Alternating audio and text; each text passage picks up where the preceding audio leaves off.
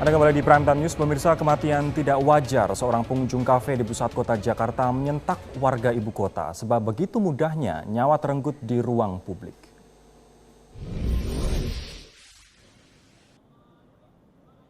Inilah Cafe Olivier yang bertempat di Grand Indonesia Mall, Jalan Tamrin, Jakarta. Tempatnya tak jauh dari Bundaran HI yang menjadi jantung kota Jakarta.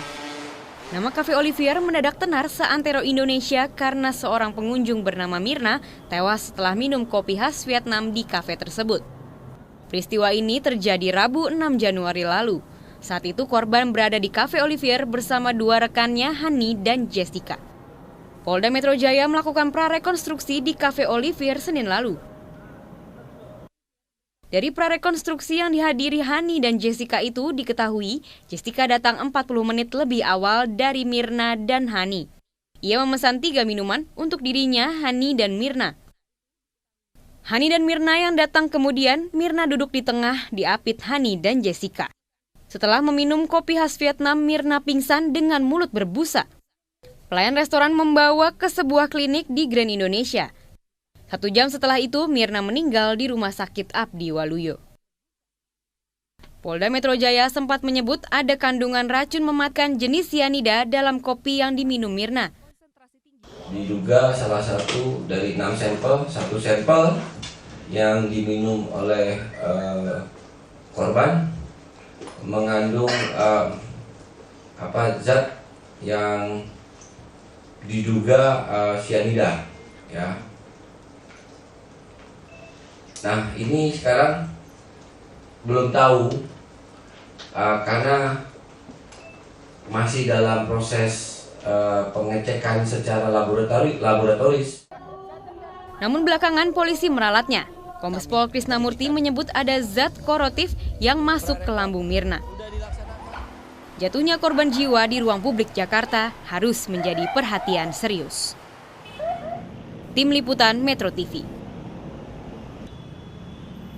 Saya ingin beralih ke Pak Anton lagi. Pak Anton, polisi sudah menggeledah rumah salah satu teman dari korban, begitu, bernama Jessica. Ini adalah orang yang memesankan kopi dan juga membayar kopi. Barang bukti apa yang diamankan oleh polisi, Pak? Sementara kita masih mengumpulkan barang-barang bukti dan kita belum bisa mengumumkan secara terbuka. Insya Allah mungkin besok, lusa akan kita umumkan kira-kira apa. Karena tetap walaupun bagaimana kita menganut ajas praduga tak bersalah. Baik, tapi seberapa jauh korelasi antara barang yang disita dengan penemuan titik terang, Pak, terkait kasus ini? Itu mungkin menyangkut kepada motif-motif dan hubungan dengan korban. Apakah ada hubungan-hubungan bisnis atau hubungan-hubungan tertentu, itu yang kita dalami. Karena dalam setiap pembunuhan selalu terselip satu motif yang jelas. Pemirsa, Polda Metro Jaya memastikan pihak-pihak yang saat itu bersama Wayan Mirna saat minum kopi di sebuah kafe di Jakarta Pusat telah diperiksa oleh polisi, namun polisi belum bisa menyampaikan hasil penyelidikan. Menerka siapa-siapanya yang di TKP, yang ada di sana, yang memesan minum, yang menemani. Selain Jessica dan Hani, ada semua di BAP, semua ditanya, semua diperiksa. ownernya Oliver, Pak? Sudah, langsung kami periksa ownernya, manajernya saya langsung, ya, siapa lagi, orang tua, keluarga, suami, yang di TKP, yang nanti menyentuh kemana-mana juga kami akan periksa. Indikasi diracuni oleh sianida sejauh ini seperti apa, Pak? Nanti pada waktunya, ya, gitu. Baik, saya akan ke Pak Anton sekarang. Pak Anton sudah bergabung bersama kami. Selamat sore, Pak. Selamat sore Mas Reja, salam Tibrata. Baik, Pak Anton, polisi awalnya menyatakan ada kandungan sianida, namun kemudian diralat begitu bahwa belum tentu ini kandungannya adalah sianida. Apa yang sebenarnya terjadi, Pak Anton?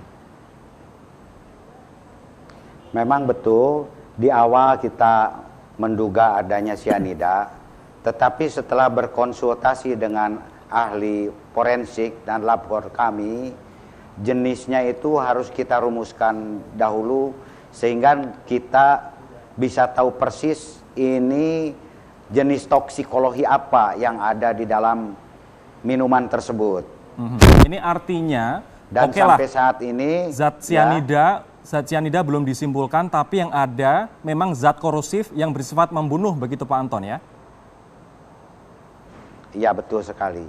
Karena dari hasil lab sementara bahwa memang ada zat asing yang masuk dan ususnya itu ada luka begitu kan.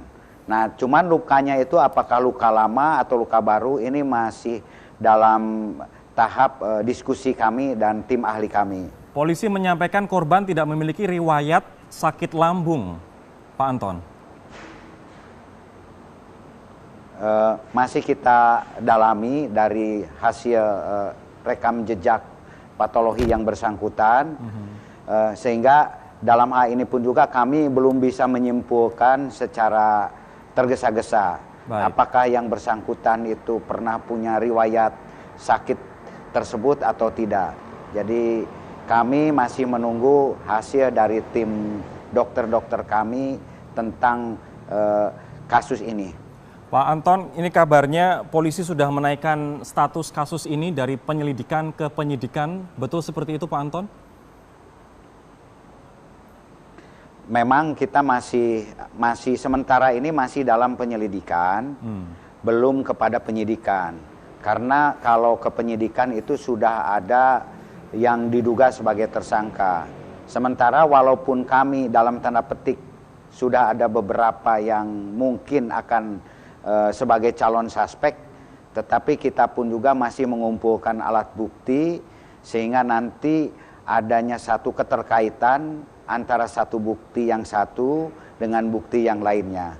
Terutama di dalam masalah ini kita pun juga masih menganalisa apakah ini alamiah ataukah ini adalah kematian yang tidak wajar. Dan apabila ada kematian yang tidak wajar pun juga, kita pun juga harus mengetahui biasanya dalam sebuah pembunuhan itu ada sebuah motif. Baik. Makanya motif apa yang terjadi. Sehingga di sini keluarga pun juga kita periksa dengan intensif, rekan-rekannya juga kita periksa dengan intensif. Siapa tahu ada riwayat-riwayat yang mendukung peristiwa ini. Apakah Anda melihat dengan apa yang disampaikan Pak Anton, semua kemungkinan dibuka? Apakah Anda tetap akan pada pendapat Anda bahwa ini adalah bisa saja merupakan kasus ketidaksengajaan, salah sasaran?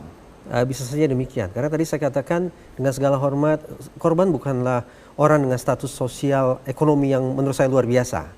Barangkali mirip dengan kita, bukan orang yang menempati posisi strategis, yang menyimpan rahasia negara sedemikian besar, yang kemudian harus dihabisi dalam tempo sedemikian cepat dengan instrumen alias zat kimia yang sangat-sangat sulit untuk didapat.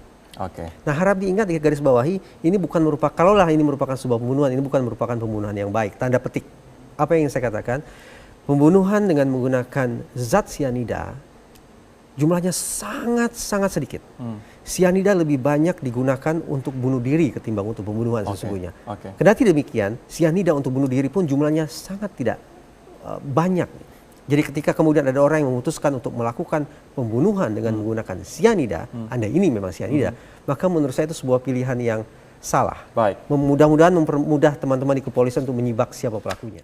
Saya ingin kembali ke Mas Reza. Mas Reza, dengan efek mematikan yang begitu cepat, kejang-kejang, kemudian mengeluarkan busa dan 1 jam kemudian meninggal. Anda melihat yang paling mungkin adalah zat apa? Dari sekian banyak mata kuliah yang saya coba ambil terkait dengan fisiologi atau toksikologi macam ini, ada 2 kemungkinan. Satu arsenik, dan yang kedua adalah cyanida. Tapi apapun itu, kita tentu bersepakat. Ini efek mematikannya sedemikian dahsyat karena mengakibatkan korban meninggal dunia dalam tempo yang sangat cepat. Nah, tapi muncul justru pertanyaan, apakah benar yang bersangkutan itu diracun dengan menggunakan zat yang sedemikian mematikan? Dengan segala hormat kita tentu berduka, siapapun korbannya nyawa sama nilainya. Tetapi dengan segala hormat sekali lagi, karena korban menurut saya bukanlah orang yang menduduki jabatan strategis, yang barangkali menyimpan sekian banyak rahasia negara. Saya pertanyakan, apakah sungguh-sungguh ada orang yang ingin menghabisi korban dengan menggunakan zat yang sedemikian mematikan? Yang tadi saya katakan sangat sulit untuk didapat sesungguhnya oleh masyarakat biasa. Mungkin motif asmara, motif warisan, atau motif apapun? Kenapa harus menggunakan zat yang sedemikian sulit didapat? Kemungkinan ada 2. Satu, karena yang bersangkutan alias si pembunuh ini memang sudah terbiasa dengan zat tersebut. dan memiliki akses untuk mendapatkan zat tersebut. Atau yang kedua, ini sebuah spekulasi lain bahwa mereka kemungkinan ini salah sasaran. Ada kemungkinan salah sasaran? Saya mengkhawatirkan demikian. Tentu saja teman-teman kepolisian harus melakukan investigasi. Karena sekali lagi, dengan segala hormat jangan salah tafsir, tidak sebanding antara upaya atau modus pembunuhan ini, kalau ini dianggap sebagai pembunuhan, dengan status korban ini. Baik. Yang menurut saya orang biasa. Baik. Extra effort, usaha untuk menghabisi korban menurut saya terlalu berlebihan.